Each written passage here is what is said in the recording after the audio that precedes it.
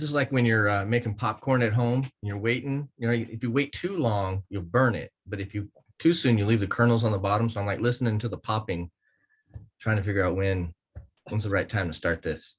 All right. That's what I'm doing. Just gonna give it another minute here. Gonna start 147, okay, Jeremy? Okay. So that's when you got to hit that button on the microwave. All right. Isn't that the truth though, right? It's like when you pop it too long, you open that bag and you go, no. Such disappointment.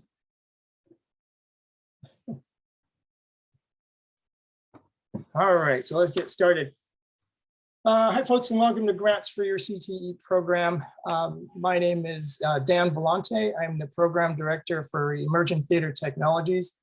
Basically what my program does is the picture that's behind me. So we teach folks how to do that all over, golf courses, beaches, as you can see right there, ballrooms, anywhere like that. So next person, Alicia.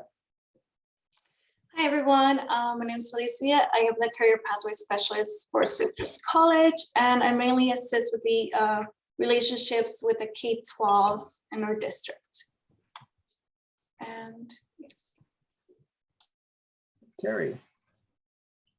Hi, I'm Terry Adams. I provide CTE support for our programs. Priscilla. Hi everyone, Priscilla Englert, Automotive Technology, most junior faculty member, motorsports enthusiast. Awesome. Jeremy. I'm Jeremy Clark, Automotive Technology faculty and Academic Senate Vice President. All right, so we have put together a really great team. These folks have a ton of experience in these grants, as well as we have new Dean, also Kimberly Matthews, which joined us 12 days ago. When was it?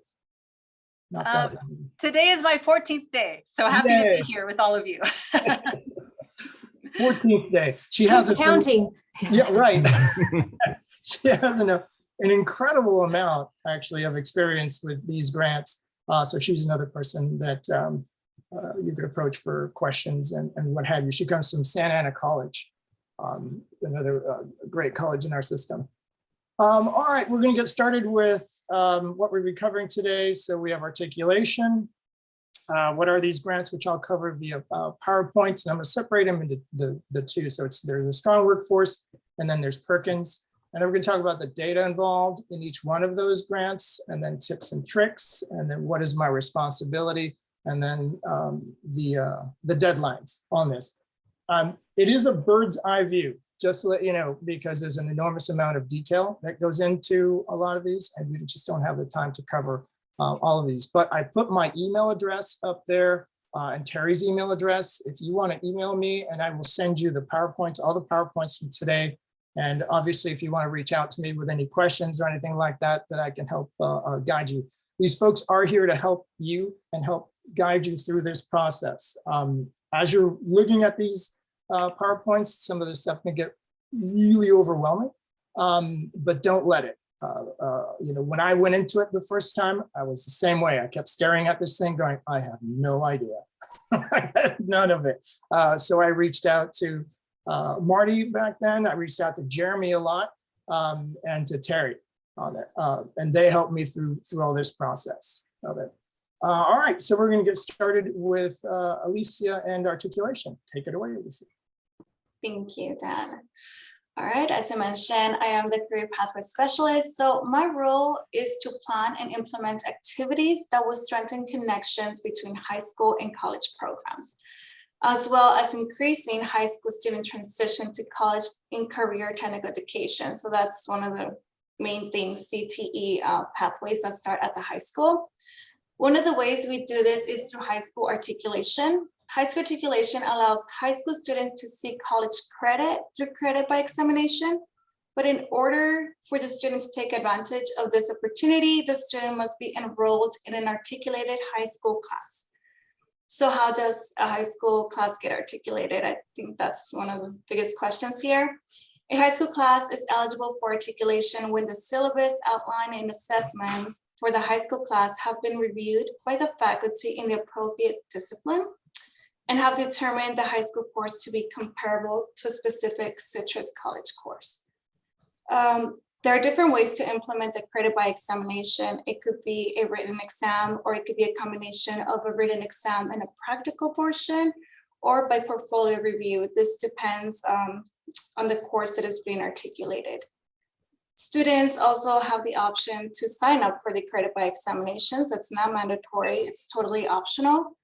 And with this, they're able to bypass the college level course, therefore minimizing course repetition, time, and effort.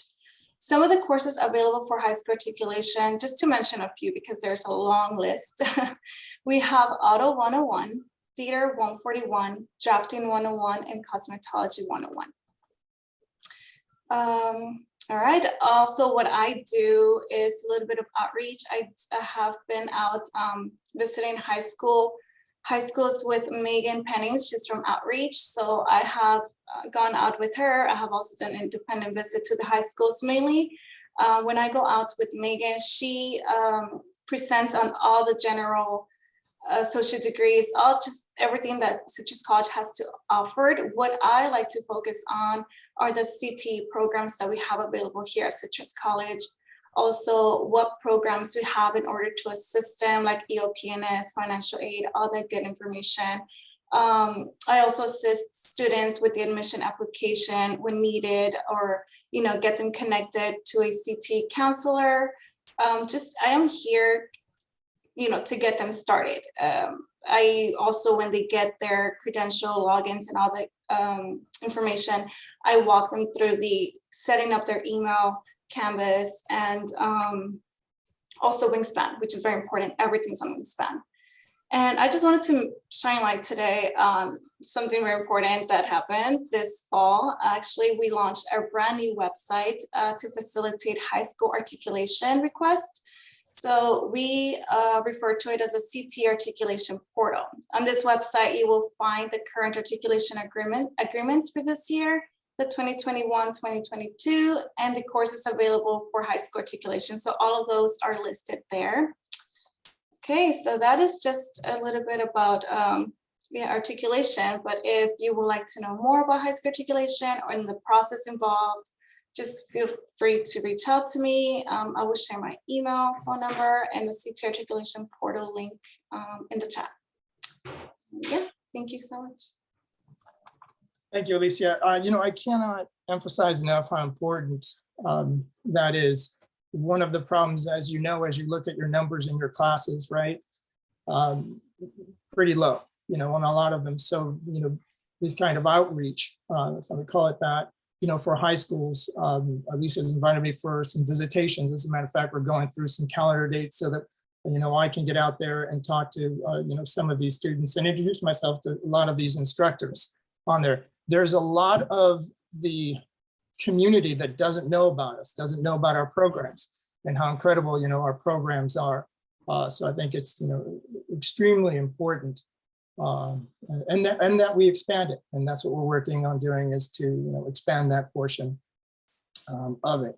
All right, so now I'm going to get started with strong workforce on this. So let's take a look at that. The Workforce Economic Development Division, also known as WED, is focused on preparing California community college students and individuals with flexible and manageable workforce training and career pathways result in high skill and high wage employment and local and regional economies of the state of California. So I know that, for example, when I graduated at Cal State Fullerton, they gave me a piece of paper and they said, there you go, right, kind of thing. So there wasn't any kind of communication as far as with industry and what have you. And a lot of these grants that we're talking about, that's what they're focused towards. So administer approximately $1 billion in funding for colleges to prepare students to be work ready, world ready, and for the future of work. Sure, colleges are providing skills and competencies to students that are in demand in the job market, reskilling and upskilling. I have a lot of folks actually that are currently in the industry that come in and will take some of my classes in order to upskill a lot of these. And these grants have allowed me to be able to do that, to help upskill some of the folks that are currently in the industry. To close skills gaps, providing the opportunity for students to engage and thrive in the new digital economy on there. And the digital economy, by the way, as you all know, since we're all walking around with these little boxes, right, looking at screens, is expanding and expanding a lot. I'll go into that here in a little bit more. Connect workforce and economic development, supplying the talent support for job creators. And Jeremy and Priscilla are going to go into this a little bit more, which are advisory committees, which are they're key to all of these, both of these grants, I should say. So the goal, WED's work is guided by the California Community College Vision for Success, right? We heard a lot about that in the keynote, for example, right? Student success and what that means, which aims to ensure students from all backgrounds succeed in reaching their goals and improving their families and communities, eliminating achievement gaps once and for all. So how is all of this tracked? So all this tracked is by the launch board on there. And the launch board statewide data system provided by the Chancellor's Office, and provides data on progress, success, employment, earning outcomes for California community college students on there. And there's the website.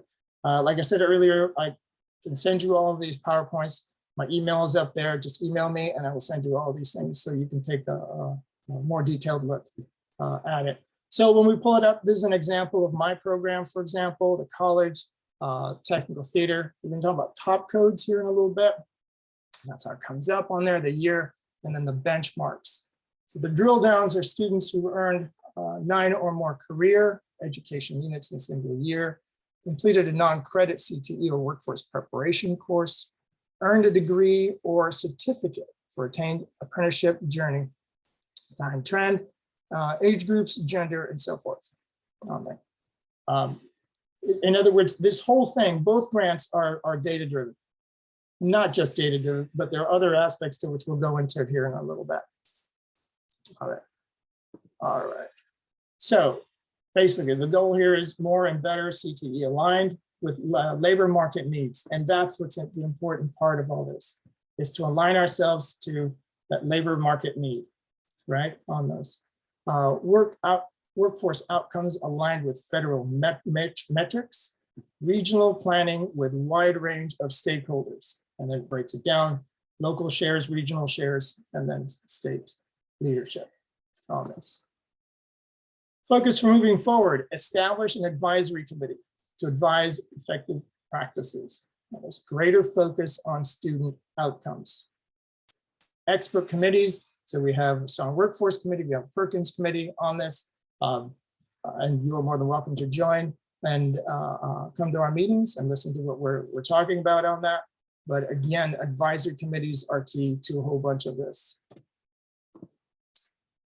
Celebrate, so this is what the college gets. Celebrate every student's positive outcome. Colleges and regions receive original points for CTE. Student reaching these outcomes, completion, transfer, employment, earnings, skills gained. So a lot of these cross over to what the keynote was about this morning, for example, in terms of student success. Extra points are awarded for economically disadvantaged students who attain these outcomes. That starts to bleed into what Perkins 5 is about.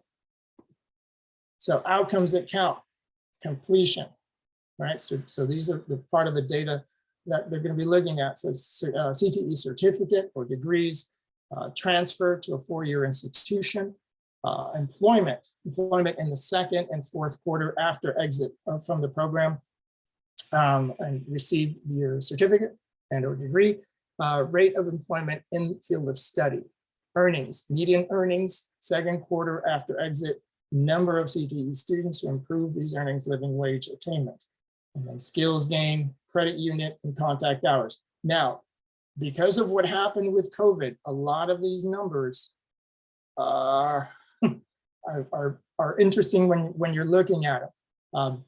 And Terry will go in more into that about it. All right, make your student outcomes data even better. So report all types of certificates and degrees to the Chancellor's Office, report all the data elements necessary to calculate the Perkins definition of economically disadvantaged students, participate in the CTE outcomes survey. The cost is covered by the chancellor's office, and to help maximize student responses on that. All right, so with that, stop sharing for a sec. So as we're looking, at all of these aspects on there, remember that the thing that's important with these grants, and as you're looking at projects and a variety of different projects for your program on there, remember it's alignment. A lot of it is going to be alignment with what the industry is asking for. And then it's not only it, and then you get into region, and you get into local on all of these things. But again, that's strong workforce, and then we'll go into Perkins here in a little bit. All right, Terry, are you ready? I am ready. Awesome, go for it. Thank you. Okay, so I'm going to share my screen. So give me 1 second.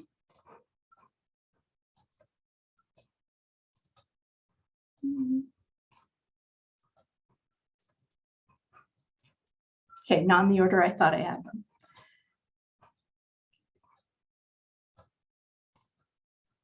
Okay, so can everybody see the California Community College's Strong Workforce Program? Perfect. So this is Launchboard. This is the tool that you'll be using to generate information about your program's progress in terms of student progress, success, employment, and then earnings outcomes. But what you have to remember about this tool is that it's a snapshot in time. And what's a little bit unfortunate is it's a couple years old, but it's a really good source of information to build a narrative of where your program has been, some of the successes, such as employment or students that have obtained a certain number of units in their courses, and where you're hoping to move your program using funding from either Strong Workforce or Perkins. So let me show you just how to maneuver for it. The URL is on the handout there, or front, that you can get from Dan, and you don't need a special login to see any of this.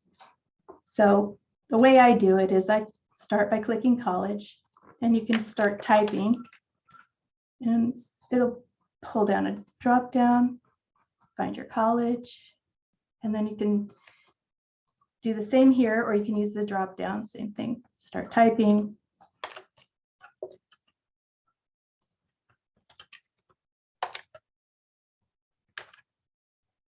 So, and you can, for instance, Dan's program, technical theater, you can do it by the 4-digit top or the 6-digit top.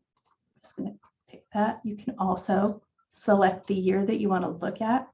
So in a sense, you can go back and see just one year in particular, or you can go over to the drill down and get a time trend.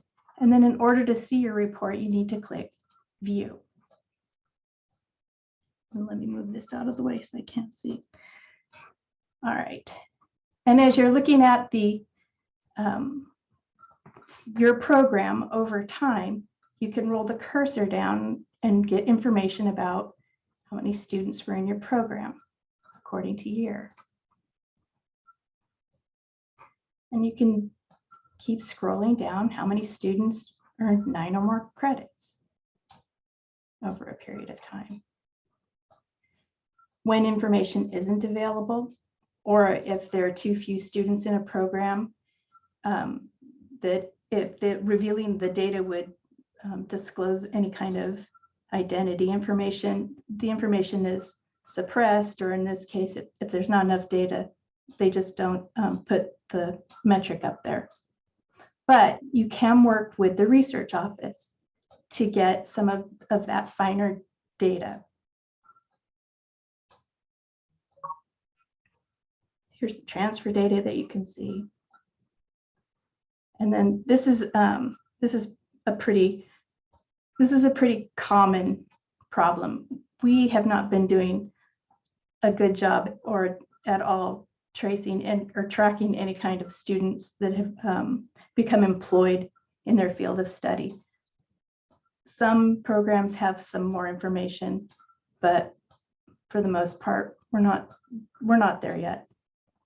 And then if you scroll back up, you can generate all kinds of different reports by just selecting what you're interested in, clicking the view, and then now you can go through the other reports. This one's broken down to age groups. And then as you go through, you can do that for each category that you might be interested in. You can export the data. You can export the data in a CVS file, or what I normally do when I'm helping put together the information is take screenshots and crop it. That's about the best that we can do with this tool for now. I don't know of any other way to get any kind of good reporting that you might use in your application without either doing screenshots, or if you're really comfortable with Excel, exporting the data into a CVS file, a CSV file. Let me go back up. Anyway, you can see all the categories. And it's basically the same. You can do comparisons. So if you'd like to compare your program to another program in the region, you could do that, or in the state, actually. This is a state-funded tool. So you can see anybody else's metrics.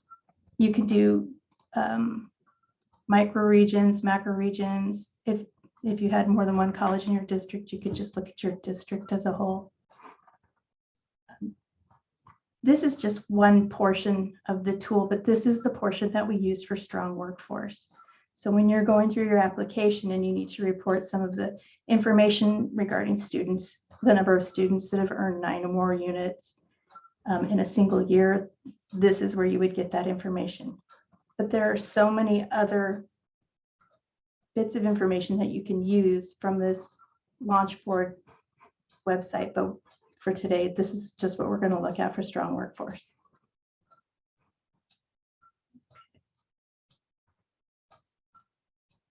Okay, stop sharing. All right, back to you, Dan. Oh, thank you. When I do my application, I not only use, the website that Terry showed you, but I also go to other websites on there, which I will share here in a bit, just so I can get, an overall picture of it. So, for example, there are federal websites that I look at, state websites that I look at, right, community college websites that I look at on there. So I really try to get, because a lot of these numbers, for example, might be just a little bit off. Federal government has different information than the state, and so on and so forth on there. But I try to, get well-rounded information as much as possible, on there. And as well, looking at my industry sector on there. And so what is driving that to help me better understand what the needs are. And the whole thing that they're also looking at is, what's the need, in other words, for your program. All right, so now I'm going to jump over to the Perkins. Now Perkins, and I will do it like that. There we go. All right, so Perkins, this is Perkins 5 overview for this.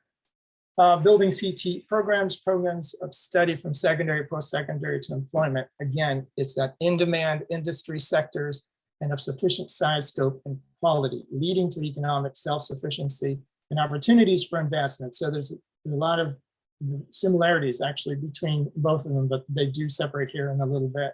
Changes in what determines funding priorities, again, in demand industry sectors, and that you can get from a variety of different websites. And Terry will go over that here in a little bit. Sufficient size, scope, and then quality of it. And then we get to this, lots of stuff.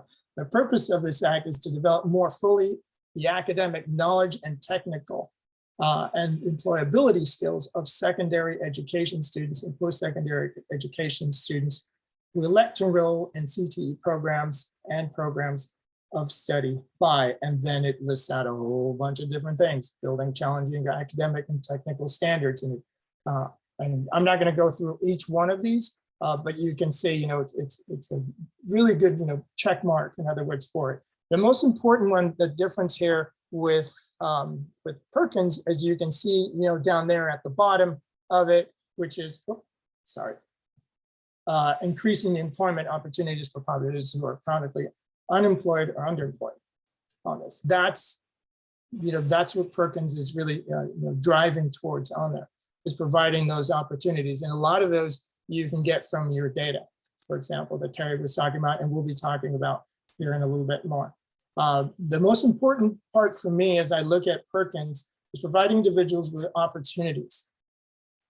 When we're talking about opportunities on my end, I know what I've used it for a lot is the opportunity for the equipment that's out there for us. So for example, in entertainment, we deal with a lot of automated lighting, right? So automated lighting, automated scenery. So if you've gone to Disneyland, for example, and you've seen the Frozen show, we have the same gear that Frozen has in terms of control, on the control end of it.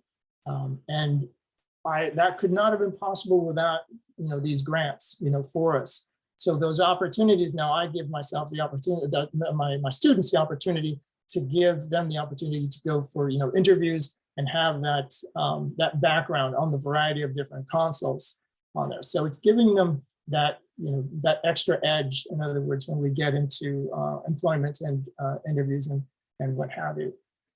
Importance of overarching statement, aligned to in-demand industry sectors as identified in the CLNA, which is comprehensive local needs assessment. We talked about local needs, for this. So we have to identify, in other words, what are the local needs?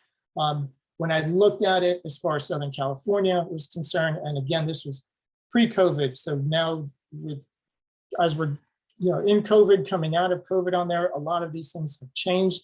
My industry basically just stopped because it was live entertainment. So everything just stopped, which threw my numbers off a lot.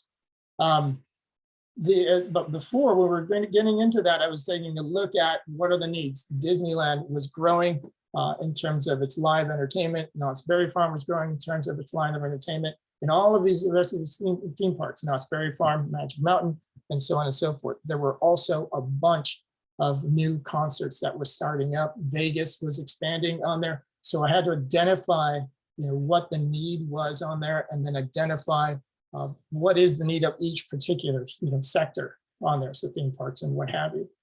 Should be a sufficient size and scope and quality. They keep saying that. And a lot of the language that's in here is language that they are looking for. They meaning the folks who are reading these grants, these applications on there. That's why I put a lot of this language in there so that you can use this when you're writing up your scopes and what have you for it. Coordinates, develops, and implement and improve on this. In-demand industry sector or occupation in general means substantial current or potential impact on it. To me, the important one is not only current, but potential impact on it. So, I always have to start, looking down the road. Some years back, for example, a lot of folks in my industry were expanding lighting and automation on there. Because I have close contact with my industry, I asked Production Resource Group, okay, what's the future that's coming here? And they all said video wall technology. And so when I looked at that, I decided, okay, how far are we going to take this? In other words, right, on video technology for us, video wall technology on it. And then I had to expand it, not only go to PRG, then go to Disneyland and all of these other folks, and they were all saying the same thing.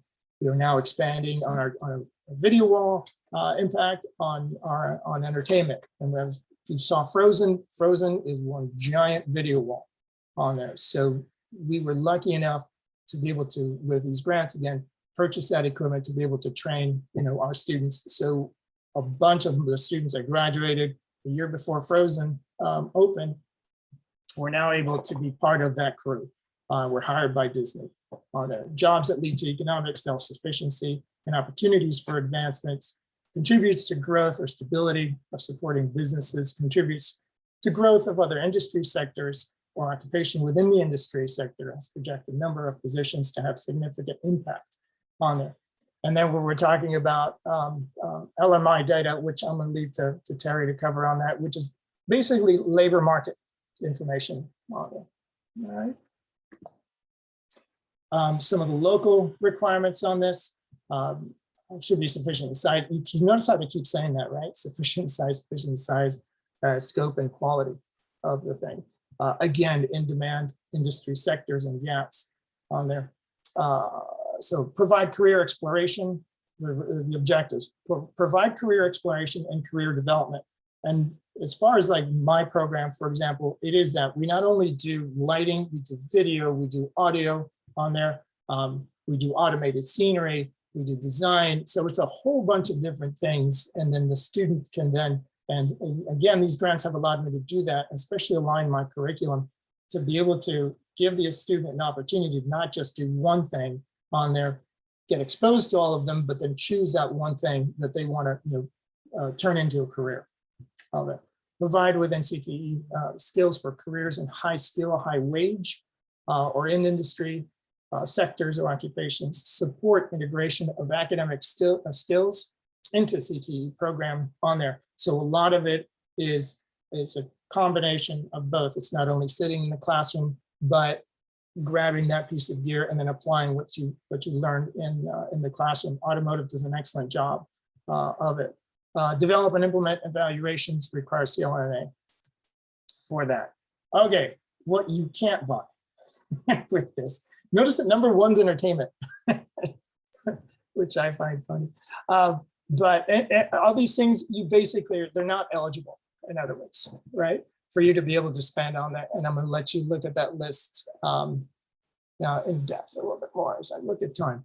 And then these are the things that you can spend money on.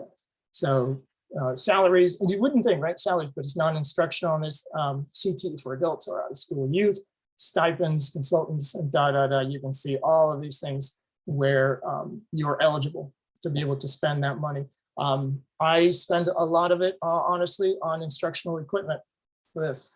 And that's what keeps me ahead. The equipment and entertainment is very expensive because we are a small industry. If we look at all of the industries on there, so our equipment's pretty high priced on there. And again, these grants have made it possible on this. These are allowable. They've expanded on this, allow professional development on this, instructional materials, and industry recognized certifications, so on and so forth on this. And you can see each one of these on there, and you can get them more in depth. Okay, core indicators. I think I'm going to stop here because I'm going to let Terry jump in on core indicators. You cool with that, Terry? All right, let me share my screen again.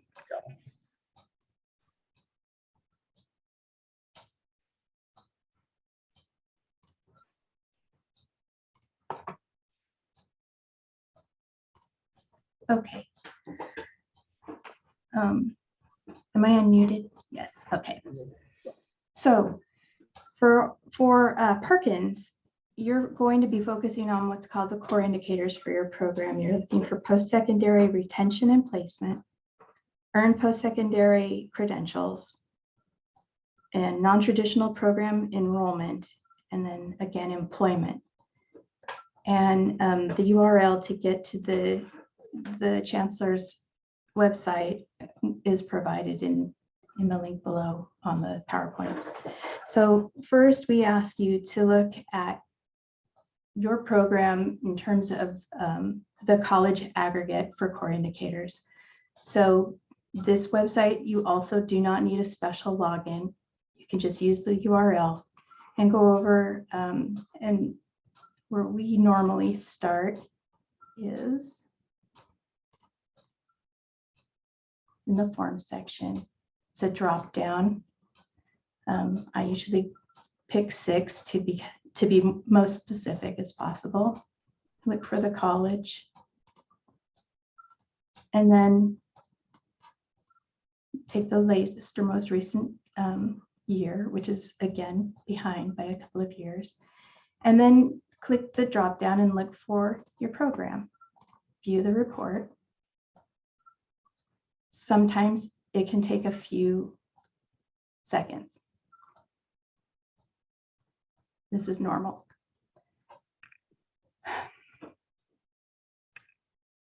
All right, so you get your report, and now you have an opportunity to go through the report by indicator. So technical assistance, completions, persistence and transfer, employment. I opened the wrong report. This is the wrong report. Sorry about that.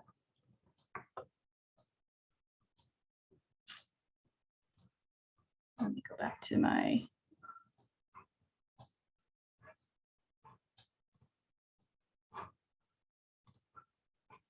Let me get the URL.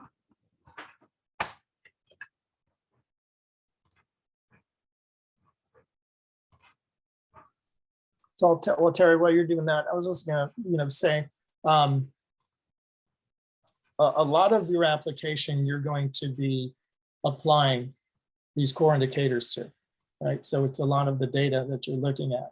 And again, as you're looking at it, you're looking at that report, you go, I have no idea what I'm looking at. And that's okay too. Reach out to myself, or reach out to Terry or any of the other folks, that I listed before, and they will help you out, with that. And so you can make sense of it. All right.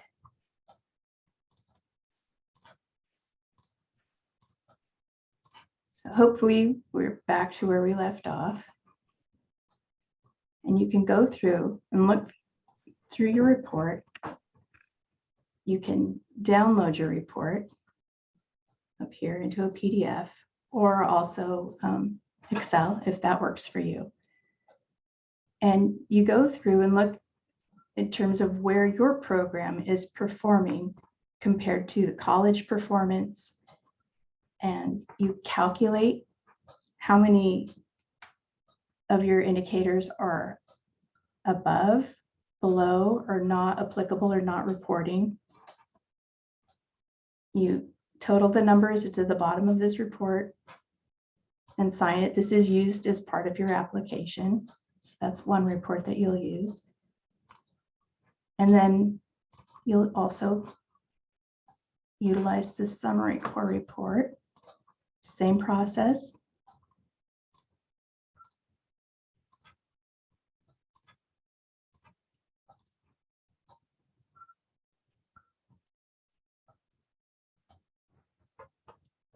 And it takes a few seconds. All right.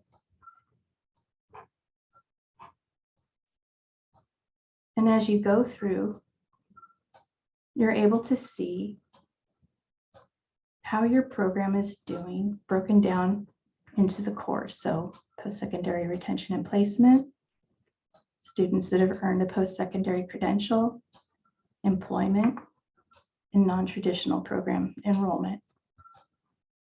And these numbers are important because you're going to effectively pick one of these cores or more, depending on what you're trying to do with your application and your grant. And you're going to try to focus on where the numbers are currently and what you'd like to do to improve the numbers. So in other words, here's your set of numbers. For instance, if you wanted to improve non-traditional enrollment in your program, that would be the focus that you would use. And you'd use this chancellor's report for that. Do you want me to talk about EMSI right now? No. Okay. No, I'm just looking at time on there. But that EMSI, can you just a quick Sure. 30-second? Sure. So EMSI is a little bit different. And this is where we're able to generate a lot of different information for your industry as well as your program and other colleges with similar programs. And this you don't have access to, but you can work with me or the dean, and you can really modify the data that's collected by EMSI to help you build a direction that you'd like to maybe move your program 5 years, 10 years down the road. And the data that's collected here is really good for that kind of measuring and projecting where your industry might be, what employers are looking for in terms of outcomes for your students. And it's an easy report to use over and over again, to change it a little bit, to tweak it to meet your needs. And anytime you need any help with it, you just send an email or drop by the office. That's a great report, actually, to use as you're taking a look at, your program is, where the industry is, and so forth on there. All right, Priscilla, you are up. Hi, everybody. I'm going to go ahead and share screen if that's okay as well. And let me make sure all this works here. Oh, that's too far ahead. Okay. So a couple of things. Can you guys hear me okay? Yeah, thumbs up. All right, awesome. So I just wanted to, Terry's being totally modest, by the way. She will get all of that information for you once you give her all that data that you're looking for and searching for, and she will whip it up for you, FYI. And so that's off of Launchboard, from where else? From Launchboard, and then don't even get me started on Nova. Speaking of tips and tricks, there's not really too many tricks to this, but it just sounds a little bit better that way. The one thing I just wanted to make sure that you guys knew, and I'm just going to hit the ground running here. And I don't mean to yell at you here, but first and foremost, always read Terry's email. Now, I know there's a lot, and again, Terry will be super modest about this. I know there's a lot that has gone into this in the past and blah, blah, blah, but Terry's here to help us out a lot. In fact, after going through the research that I've done, even for this presentation, I'm like, oh my gosh, all of this stuff is pretty much in the email that she sends out. So don't take that for granted. So part of the tips and tricks is to make sure that you guys read it. And read it well, go through it. And if she says to do something right away, do it right away. So that's one of the things. As I mentioned, she is being modest about gathering all this labor market information and the core indicators and blah, blah. You tell her what you need and she will prepare it for you. Now, just to give you guys an example for a project that I'm working on for production management, there is no data, right, that I even have for the college because it is a brand new program, and she was able to get me some information on that so we can go ahead and go forward with a Perkins grant application on top of a strong workforce application as well. So I don't know how she does it, but she does it. Just make sure that you do read that email thoroughly. The third thing on here on this slide is to make sure that you are, I'll give you guys a little bit more information on this later. Make sure you're securing 2 participants from your advisory council. The advisory council is another piece of data that you also don't want to take for granted. I know I only have like 10 minutes, so I want to make sure I get through all of this. Also on that email that Terry's going to send us, this is, by the way, an example for Perkins. She sends something very similar for strong workforce. The timeline, right? To stick to that as much as possible. I know that's difficult, and I'm sure Terry, pulls her hair out at us sometimes, but we will try to stick to this as best as possible. That timeline, commit it to memory, put it on your own personal calendar, whatever you have to do to remember some of these dates, when they're due, the reviews, etc. The attachments to those emails. So with her emails, especially about Perkins, I like to flag those emails because it will have the actual application on there. So not only is it an application, I just want to make this clear that Terry and whoever else has worked on this in the past too, they make it very specific to Citrus College. And so if you go on to, for instance, I believe it's California Community College's website. If you go and look at just the application, the generic application, there are a lot of things that have been added to guide us, faculty and staff, to be able to fill out the application that I'm sure Terry's worked on immensely. And then we'll ask her questions and she'll be like, did you read this line? So it's there. And again, very specific to Citrus College. Core indicators, like Terry was mentioning, she will provide this for us as long as we get the top codes.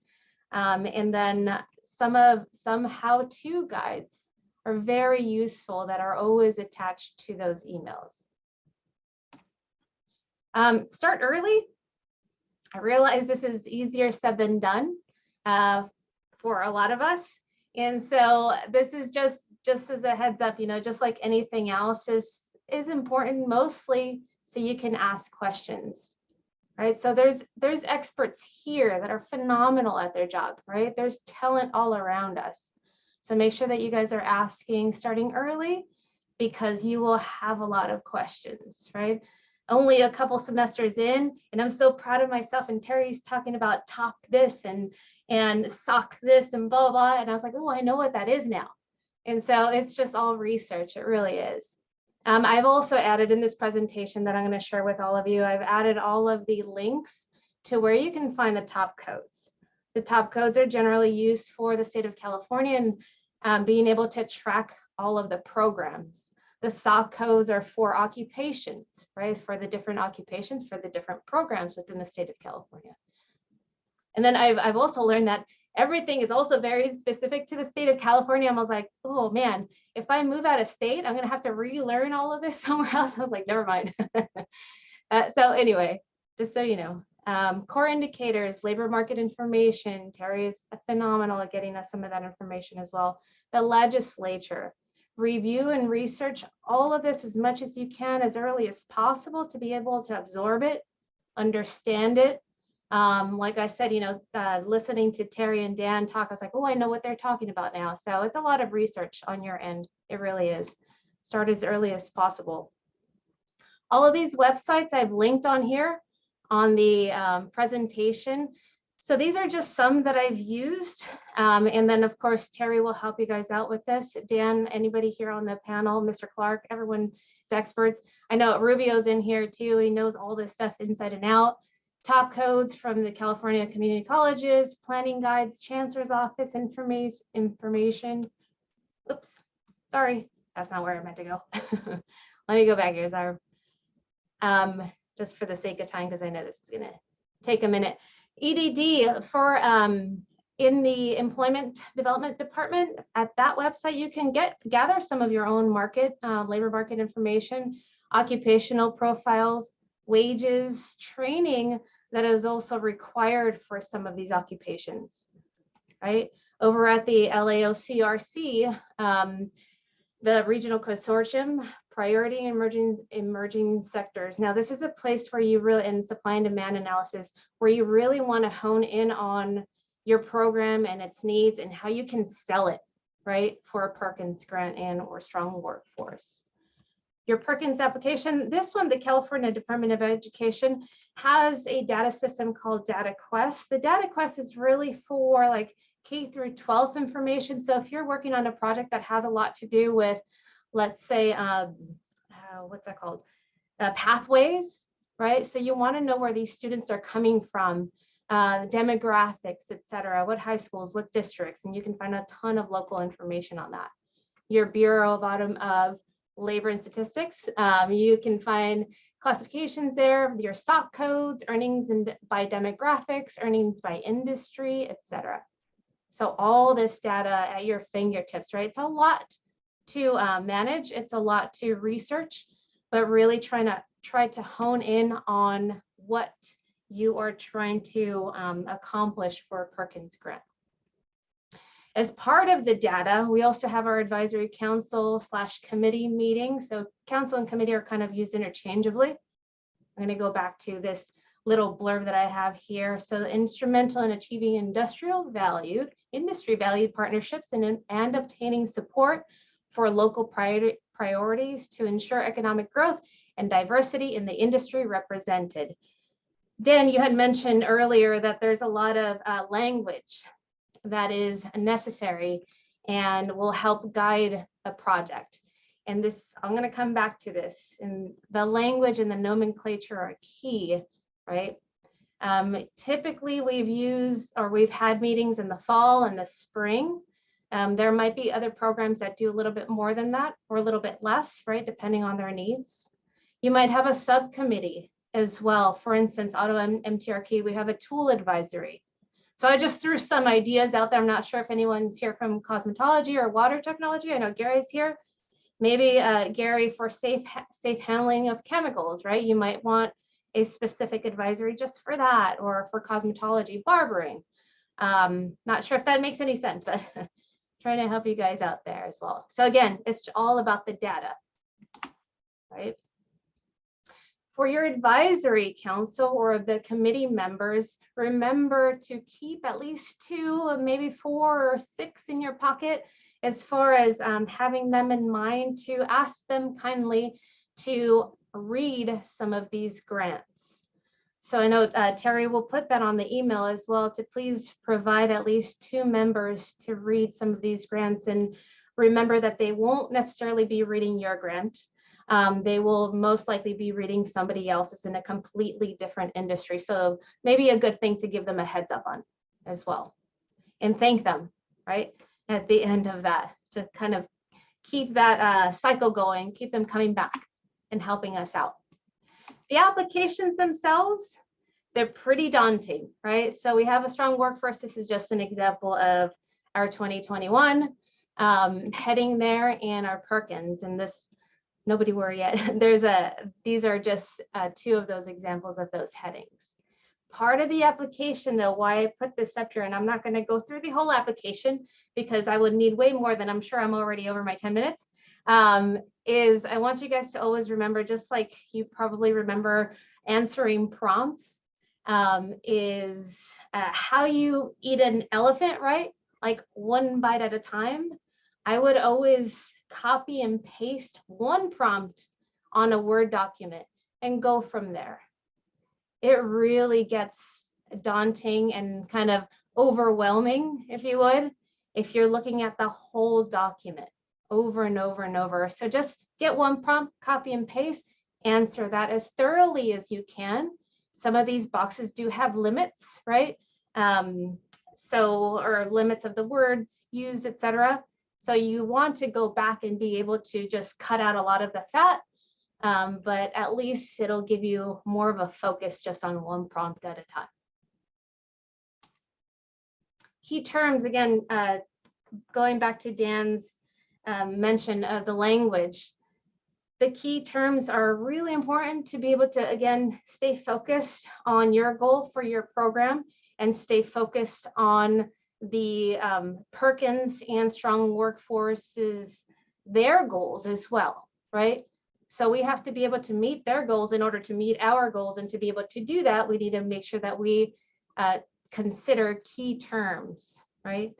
Buzzwords kind of has a negative connotation, so I use key terms. So middle skilled credentials, partnerships, regional priorities, collaboration, evidence-based, labor market, local priorities, etc. They're looking for those key terms to make it relevant for these projects. Going back to that advisory counselor, there was a bunch of buzzwords, right? Again, negative connotation, keywords, industry valued, partnerships, support, local priorities, economic growth, diversity, industry, all in that 1 sentence there, right? Because I know who my audience is.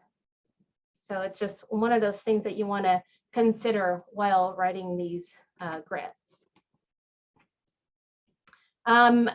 Going back now, you're all done. Well, maybe not all done, but part of the process is also gathering information on values for the funding, right?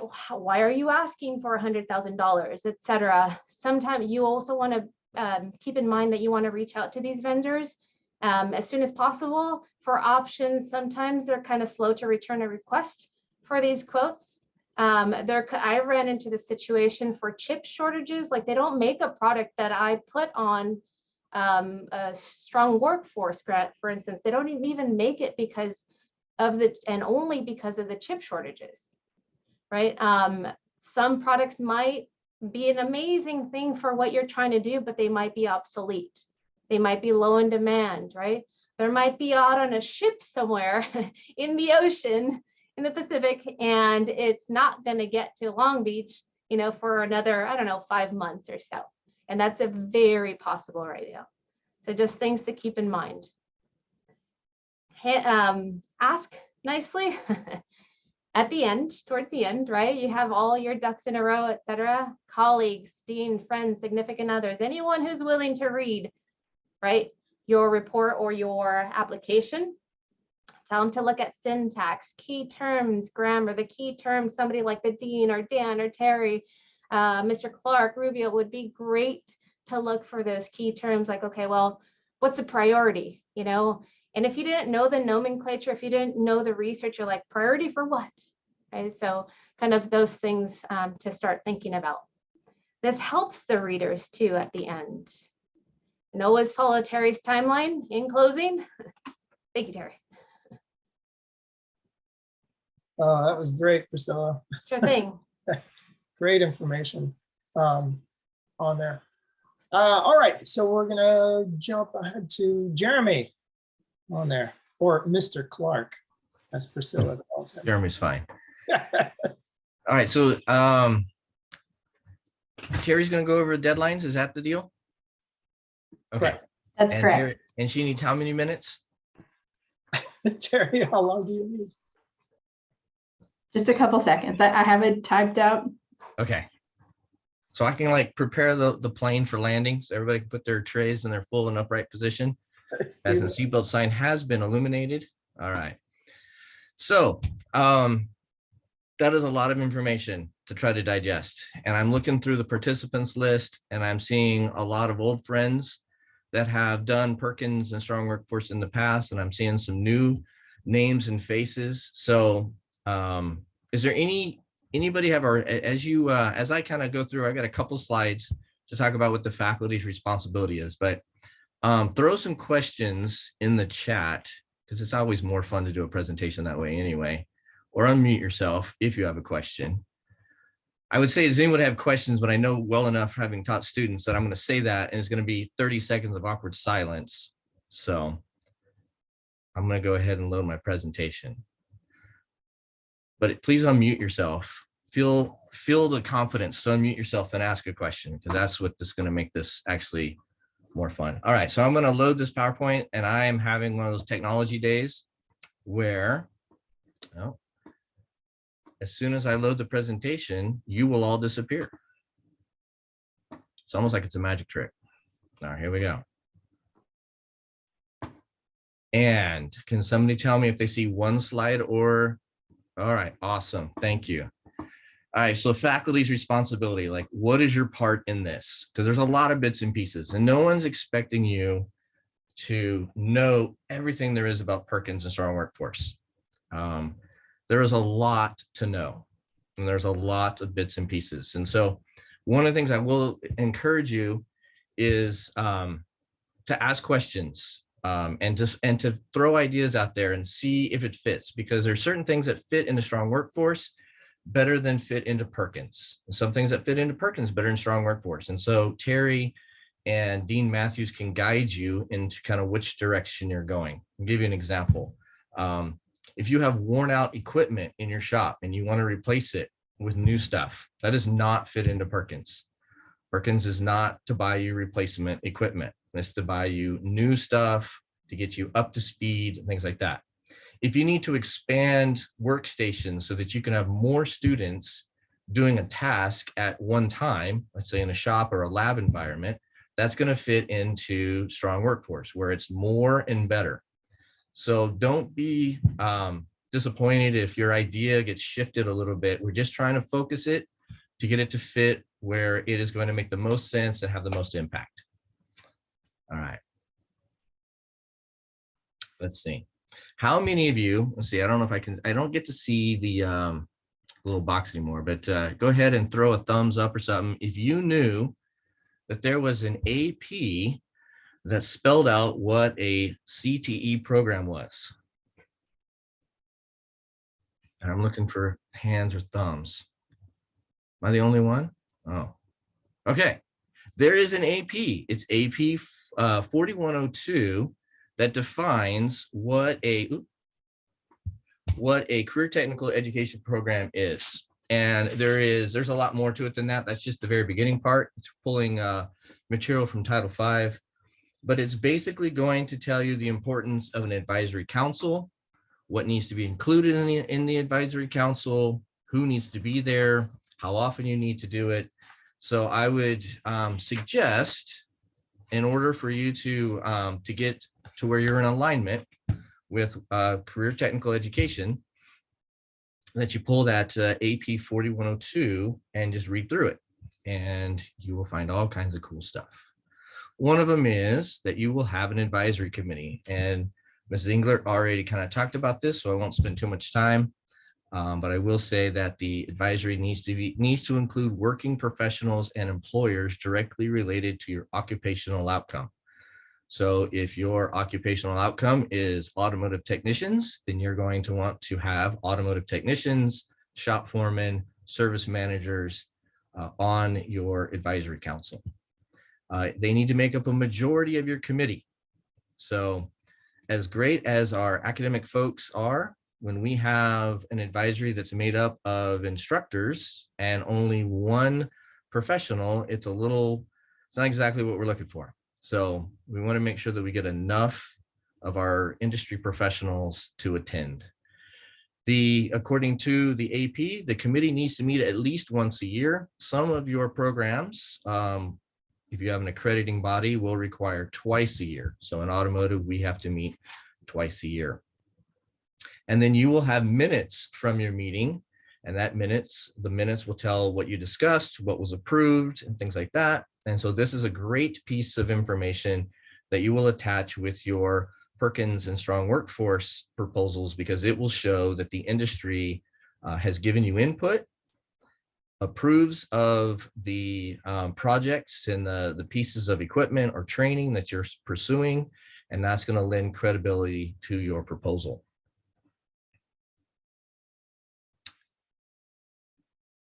Let's see, developing proposals. Again, we're going to use advisory committee.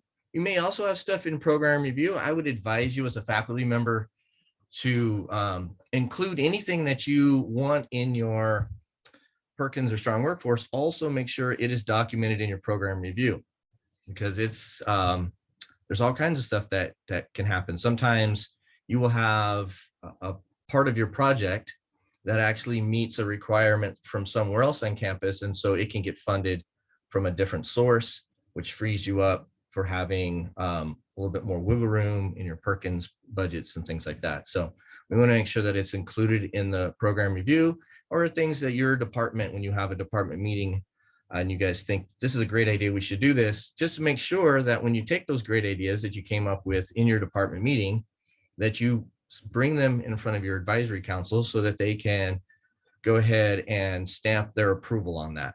And that way it'll be included in your minutes. Make sure that you review your core indicators, work solutions into your plan, or you may write a part of your proposal to directly address one of those core indicators. And again, like they had said before, it's a little daunting. You're supposed to go to here and click on this and drop down window this and stuff like that. If you're really, really nice to Terry and you let her know in advance, she will put you together a packet that has your EMSI, has your all your good stuff in there. And then if you're really nice and you ask, she may even explain what most of that means to you. So that's going to be very helpful. Give yourself plenty of time, because it's going to take a little bit to digest all that. And then you want to make sure that you figure out your budget. Make sure you, if you got, say it's a piece of equipment, make sure that it's a piece that your advisory recommends, because they'll know. That's something that we've done in automotive, where we thought we wanted a piece of equipment, and then we find out that shops either don't use it, or they stopped using it because it was so problematic. So that'll save you a lot of trouble, and you're going to want to get quotes. Oh, on this one here, the little details. Make sure you include in your quotes taxes, shipping, and anything else that you need to include. Even if the vendor says, oh, you're a school, you don't have to pay taxes, include taxes. Because if not, then what you have budgeted won't match what David Calindres over in purchasing is going to do. And then there's going to be a discrepancy, and that gets to be a problem. You can absolutely ask for educational discount, but make sure that you include all that stuff. I've done that years ago and I've learned my lesson. I got slapped on the hand a couple of times by Marty for not including that stuff. So make sure you do that. Another thing is don't over stress about getting the best deals. Now, I'm not telling you to go out and buy stuff crazy expensive just for the fun of it, but you don't have to worry about going and checking it on Amazon versus here, and then like, which is going, then ordering it from some weird place overseas that you may or may not ever see it. It is better for you to find a reliable vendor who will deliver on time. Sometimes we buy stuff just because the service is better from that vendor. Don't worry, Citrus has great buyers who will look over the quotes and they will suggest alternatives if necessary, or they will question things, or they will, so don't worry about it. Just get it in there and let the buyers do their thing. So you don't have to overthink it. Like we said, we're going to get 2 gracious advisory members to read proposals. Let them know that they're not reading yours, they're reading someone else's. They're going to go, why would I do that? And it's like, it's because we want to make sure that we have other people outside of the campus reading these things. And we also don't want you stacking the deck in your favor and having someone go, your proposal was the best, so we're going to have them read someone else's. It works really well. And the last thing is following through on purchases and reporting. So once the project is approved and Terry tells you to start purchasing, you may need to revise your quotes if they're over 30 days old. You're going to send quotes to Terry with an explanation of how the item fits into the project, how it will be used for instruction, and which course it will benefit if you have that information. And this is going to help Terry in a couple of ways. It's going to help her know, how it fits and what it does. And then also she has to give justification, and she's also going to have to build up and give reports as well. So that information given at the same time is going to come in very handy. You were also going to be asked about quarterly reports. You're going to need to say what you've achieved so far. We don't really need to know what you're going to achieve next. The focus on the quarterly reports is what has been done up to that point. So what you've purchased, how you've implemented into the class, what you've seen happen from a purchase, and in its improvement in the program. And then the last thing is don't wait until the last minute. All right. Let me finish this thing out. Okay. Well done. Well done. That was great. All right, Terry, you have deadlines for us.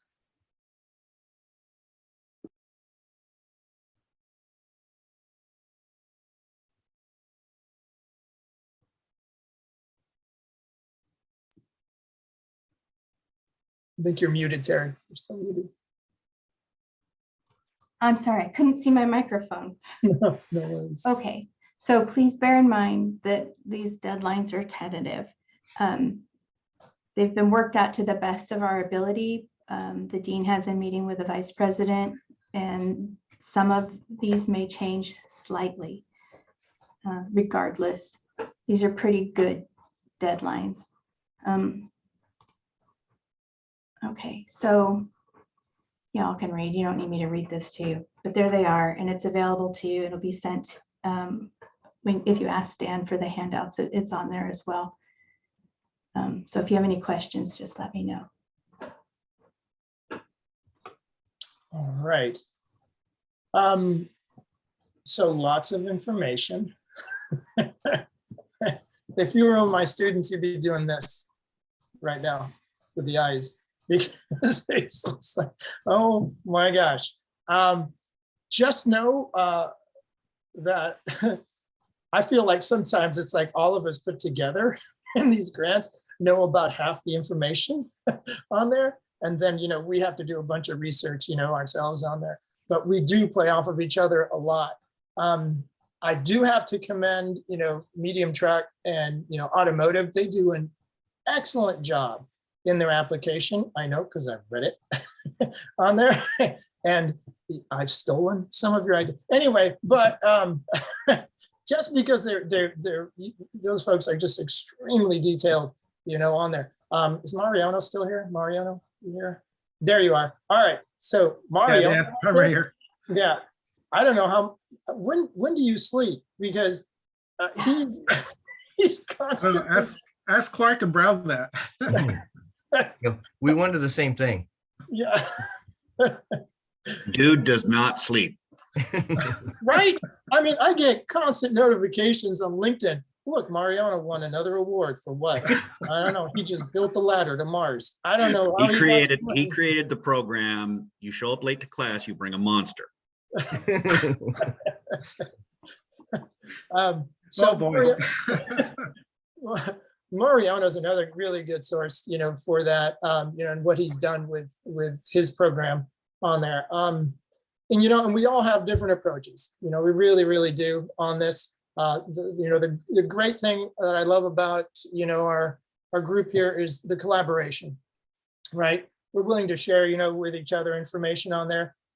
We ask questions of each other, and reach out. Gary has been in a bunch of these meetings also, and has contributed a bunch, we do have a meeting on Friday from 1 to 2, and I'll send that reminder out. And this is a strong workforce group, but you're more than welcome to join in and, listen to what we talk about as we approach this. The important thing that everybody's saying here is, is don't wait till the last minute on these. These applications can be very thick. So, we're here to help, but, like I tell my students, if you email me the night before, I'm going to sleep right now. You're on your own, I'm sorry, kind of thing. But, please do reach out. We are more than willing to help, at any time. And if I don't have the answer, then, maybe somebody else does. And Dave, you had a question, which was a really, really good question. I wasn't able to find it. You said, does it matter if the equipment in question was purchased through Perkins in the first place? Presume you're talking about replacement equipment. Is that what you're saying? Or That is what I was asking about. And I know that Strong Workforce and Perkins are different in a variety of ways. And when something has been purchased with either Perkins or Strong Workforce and then needs ultimately to be replaced, either because it's worn out or become obsolete, I was looking for guidance on the rules with regard to that. All right, Terry, do you have answers? Terry and I had a little private chat Okay. going where she was talking about that at least a little bit in terms of Perkins. Okay. On there. So right, as far as replacement goes, it's been my understanding and practice that replacement is absolute no-go with Perkins. But if you have maybe a situation where the equipment or something has changed in the industry and you require new equipment or something like that, that might be something that fits into Strong Workforce. But I would at this point defer to Kimberly. She's the expert and would be probably best to provide that kind of guidance and structure. Okay. So I was gonna say, so at Santa Ana College, it was pretty much, because you're probably asking about like supplanting or something, right, Dave?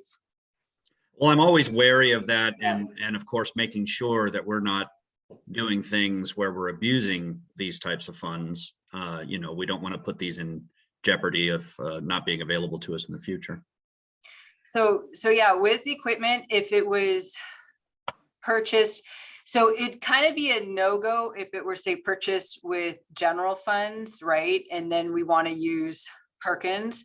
But if the initial piece of equipment was purchased with Perkins, and then we have no other funding source, right, then my understanding is it would be allowable, right? If the equipment is needed to run your program, right, and serve the students, then that's always what we followed, right? If there were no other funding source, then it would be an allowable expenditure. Excellent. Thank you. You're welcome. Really, really good to know. See, I knew somebody would have the answer. It just have to go around the room. All right, it is 3 o'clock. I put my email address at the beginning of the chat, so if you want to scroll up there, please reach out and I will send you all these PowerPoints and any information that you might request on that end. Thank you so much for your time. Again, reach out to any of us and we're here to help. So have a good rest of your day and thanks again. Thanks, guys. That was good information.